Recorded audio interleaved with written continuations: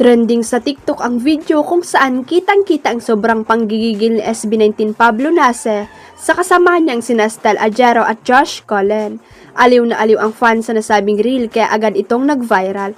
Although marami ang naawa kina Stella at Josh dahil feeling ng fans at casual ay sobrang sakit ang panggigigil ni Pablo dahil madiin masyado ang mga daliri nito dumapo sa balikat ng dalawang kasamahan.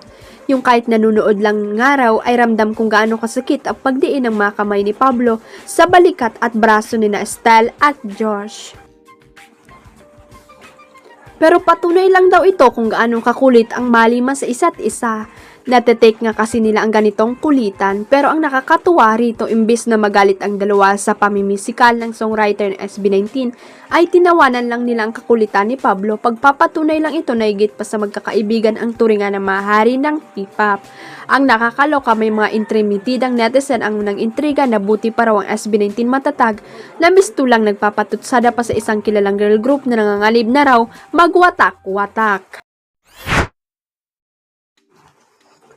May resibong video ang kababayan nating nagpost na pinapatugtog sa Universal Studios Japan ang kantang Zero Fresher ng Benny. Shock nga ang nagpost dahil bigla raw pinatugtog sa public address PA ng nasabing major theme park sa Osaka, Japan.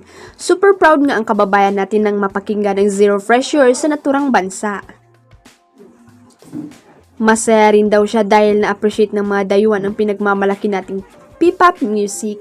Actually, hindi na rin naman nagulat ang solid fans na Joanna, Aya, Colette, Maloy, Gwen, Stacy, Mika at Sheena sa balitang ito dahil maging sa Universal Studios Hollywood ay pinatugtog na rin ang isa pang English song ng Nation's girl group na Cherry on Top. Syempre pa big deal sa solid followers ng BINI ang malamang bet na bet din sa Japan ang song ng best nilang P-pop group. Huwag kalimutang i-click ang subscribe button at i-ring ang notification bell para sa latest at legit chika updates.